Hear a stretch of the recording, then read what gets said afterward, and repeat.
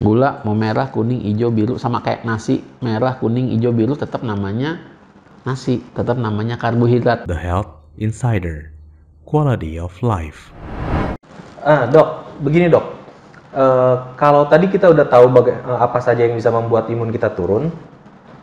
Nah, sekarang apa aja hal-hal apa saja yang bisa membuat imun kita meningkat secara natural kan? Ya. Kalau mengenai obat-obatan itu mah urusan lain gitu kan. Ya. Nah, yang natural apa nih? Jadi ini saya ambil dari Harvard Health Publishing dari Harvard Medical School. Jadi Ya. sekolah kedokteran Harvard. Oke. Bagaimana meningkatkan imun sistem seseorang? Nah, jadi buat gampangnya, yang pertama jangan merokok. Oke. Maksudnya bukan hanya rokok, gitu. sisa, polusi, asap segala macam. Karena semua itu bikin daya tahan tubuh kita akan turun. Termasuk kalau kita menjadi perokok pasif. Perokok pasif. Kemudian makan yang rendah gula terserap. Jadi gula yang misalnya kayak gula pasir. Ya. Antara sayur dengan gula pasir walaupun kandungan kalorinya sama, lebih baik kita makan sayur. Kemudian misalnya makan buah. Buah lebih baik kita makan secara utuh. Bukan dengan di jus. Oh, kenapa Karena dok? apa? Kayak coba kita bayangkan kalau kita makan tebu. Oke, makan tebu. Batang tebu. Batang tebu. Kita Ya. kunyah. Ya. Energinya banyak untuk mengunyah. Oh, kita mengeluarkan energi Kita untuk mengeluarkan energi mengunyah, mendapatkan energi sebanding dengan gula yang kita masukkan. Oke. Sama. Nah, tapi kalau selama ini yang ngunyah adalah mesin masuk ke juicer. Ya. Mesin yang ngunyah, lepehannya kita ambil, dapat cuma gulanya. Sama. Buah di jus. Iya. Dapat gulanya saja, seratnya segala ditelan oleh mixer. Nah, Artinya kita memasukkan lebih banyak daripada yang kita keluarkan energinya ya. iya. Oke. Kalau asli ya pasti lebih sedikit selisih Oke. energinya. Dok, tadi yang mengenai gula. Kalau seandainya kan orang bilang begini nih gula. Ya itu gula pasir memang nggak bagus. Bagusan gula merah. Apa ada bedanya? Gula mau merah, kuning, hijau, biru sama kayak nasi, merah, kuning, hijau, biru tetap namanya nasi, tetap namanya karbohidrat. Tubuh gitu? kita, dalam tubuh kita nggak ngenalin nih. Oh ini nasi dari nasi Padang, ini nasi dari Jepang, tetap aja namanya karbohidrat. Artinya sama berbahayanya gula merah dengan gula pasir. Sama, cuma paling penyerapannya lebih cepat mana. Oke. Cuma masalah di situ. Nah, selama tidak bisa kita serap, baru lebih aman. Makanya kenapa sayur lebih aman. Makanya buat gampangnya sayur yang mana? Sayur yang di atas tanah, jangan di bawah tanah. Misalnya kayak singkong. Singkong.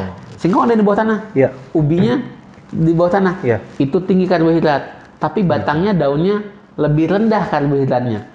Boleh kita makan. Kacang-kacangan juga gitu. Ya, kacang yang di bawah tanah jangan. Tapi yang bukan di bawah tanah boleh kita makan. Buat gampangnya gitu saja. Oh gitu ya gampangnya. Bukannya nggak boleh, tapi sedikit aja mungkin porsinya begitu. Definisi sedikit tiap orang berbeda. Oh gitu. Ada orang yang tadi tanpa metabolic syndrome, dia mungkin makan nasi 2 piring, gulanya bagus, stabil, tetap di bawah 100. Tapi ada orang yang memang sudah metabolic syndrome, sudah diabetes, makan 2 sendok saja, gulanya langsung 400. Jadi kita nggak bisa tahu, harus benar dicoba mana. Tapi buat amannya, lebih baik kita kurangi makan-makan yang meningkatkan kadar gula darah. Oke dok, kira-kira apa lagi dok yang... Kemudian menurut Harvard Medical School tadi, kegiatan olahraga yang rutin. Jadi olahraga rutin, tidak perlu sampai olahraga prestasi, karena olahraga prestasi malahan bikin stres, bikin imun nggak bagus. Tapi sesuai buat kegiatan. Kemudian kurangi, bahkan kalau bisa hentikan alkohol. Pertama, alkohol memang bisa merusak tubuh. Kedua, alkohol itu dasarnya juga dari gula. Nah, jadi gula difermentasi kan jadi alkohol. Nah, tetap ya efek gula itu juga merusak tubuh. Kemudian istirahat yang cukup dan kurangi stres, baik fisik dan mental. Hal itu semua bisa memperbaiki sistem imun kita. Oke, artinya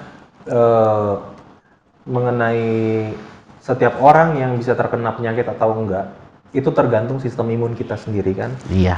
Dan kita memang harus meningkatkan imun kita dengan cara-cara yang natural dulu, di samping cara-cara yang medis. Nanti boleh ada tambahan secara medis. Iya.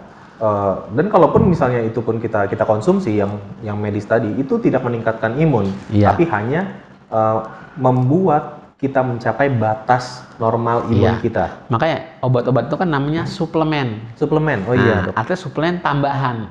Ada yang utama, apa utama?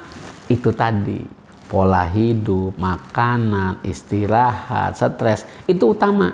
Itu akan meningkatkan Itu yang imun benar, kita. imun. Kemudian kalau perlu ditambah, tadi dengan suplemen. Dengan suplemen. Jangan suplemen yang jadi utama. Karena suplemen itu tidak menambah batas Tetap normalnya. hanya ya dikit lah Iya. nambahnya. Oke, jadi saat ini mungkin itu aja dok yang kita tahu. Terima kasih dengan informasinya, karena sekarang kita sudah mengetahui cara meningkatkan imun dan hal-hal apa saja yang bisa membuat imun kita turun. Kita nanti akan ketemu di video selanjutnya ya dok ya. Insiders, sekarang kita sudah mengetahui informasi mengenai bagaimana meningkatkan imun kita dan hal-hal apa yang harusnya kita cegah, karena itu dapat menurunkan imun kita. Semakin rendah imun kita, semakin tinggi pula resiko kita mendapatkan penyakit, terutama di masa pandemi ini, penyakit COVID-19. Sampai ketemu lagi di video selanjutnya di The Health Insider, satu-satunya channel kesehatan dengan informasi terbaik dan terlengkap di Indonesia.